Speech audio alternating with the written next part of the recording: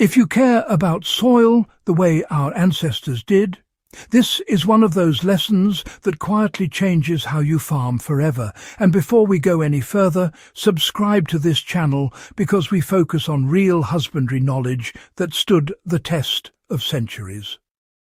What I want to talk about today is a forgotten cover crop that protected my soil all winter without plastic, without chemicals, and without constant labour. This is not a modern innovation. It is an old agricultural safeguard that medieval farmers, early settlers and subsistence growers relied on when winter meant hunger if the soil failed them. Once you understand why this crop mattered historically and how it works biologically, you'll see why it deserves a permanent place in modern soil management. Why winter rye quietly became the backbone of cold season soil survival. The forgotten cover crop I'm talking about is winter rye, not the grain grown for bread alone, but the hardy cereal rye that ancient and medieval farmers used to keep land alive through freezing months. Rye earned its reputation because it germinates in cold soil, survives heavy frost, and keeps growing when nearly everything else shuts down. In Northern Europe and parts of Eastern Africa, rye was planted after harvest not to feed people immediately, but to protect the land itself. Farmers noticed that fields left bare through winter lost fertility, compacted and eroded, while rye-covered fields emerged soft, dark, and ready to produce. Now, let me tell you, rye is remarkable for how it physically shields the soil when nothing else can. Winter rye, you see, creates this dense living carpet that locks soil in place, even during fierce winds, snow melt, and those relentless winter rains. Its roots, well, they penetrate deeply and aggressively, holding soil particles together at a time when freeze-thaw cycles would normally break the whole structure apart. This, I reckon, mattered enormously to pre-industrial farmers who simply could not afford to lose their topsoil, not even once. And you can still apply this today by broadcasting rye seed immediately after your last harvest, even if, the temperatures are already dropping. Rye doesn't require worked soil. It'll sprout right through residue, stubble and compacted ground, which is exactly why it was so favoured in those hard-used medieval fields.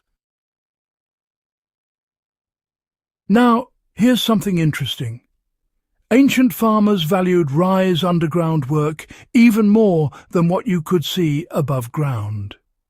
What rye does below the surface, that's where its real power lies. The root system releases compounds that suppress winter weeds, so you don't get those bare patches forming. And those same roots, they feed soil microbes all winter long, keeping biological activity going when the soil would otherwise just go dormant.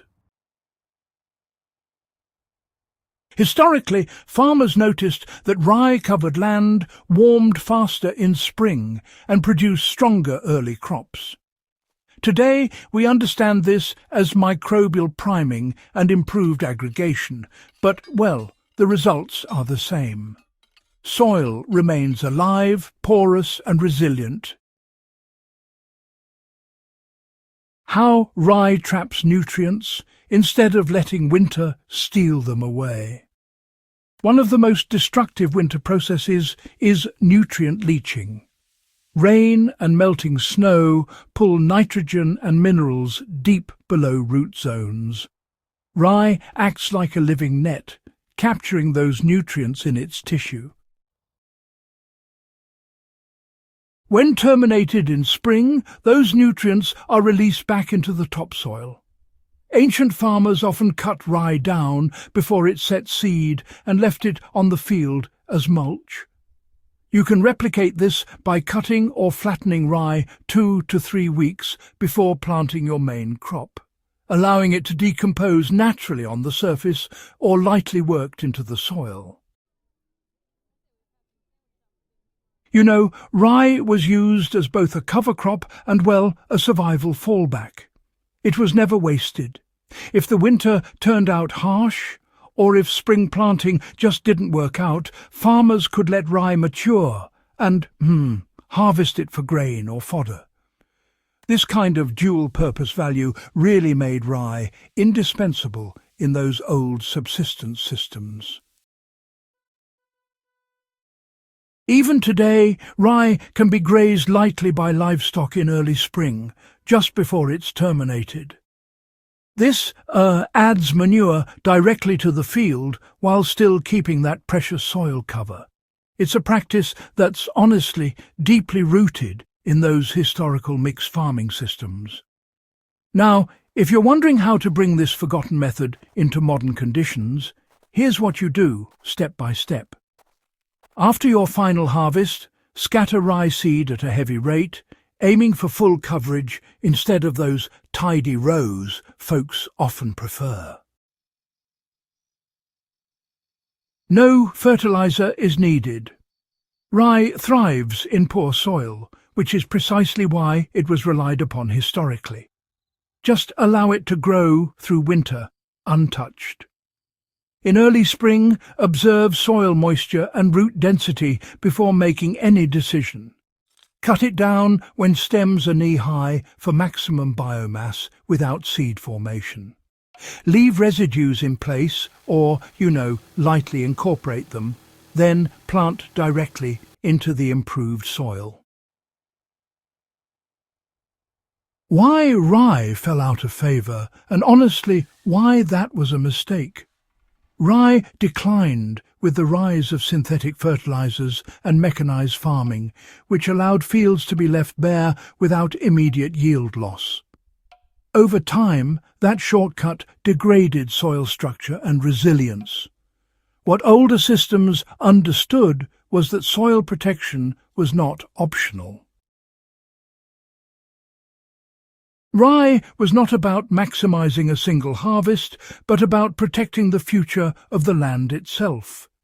Why this knowledge still matters for survival-focused agriculture. In unstable climates, with rising input costs and degraded soils, winter rye offers a low-risk, high-reward insurance policy. It requires no technology, minimal labour, and delivers benefits that compound year after year. This is why it endured for centuries before being pushed aside, and why it deserves revival now. If you value agricultural knowledge rooted in history, resilience and practical survival, subscribe to this channel and share this guide with others who care about protecting soil the right way. Forgotten methods like this didn't disappear because they failed. They disappeared because convenience replaced wisdom.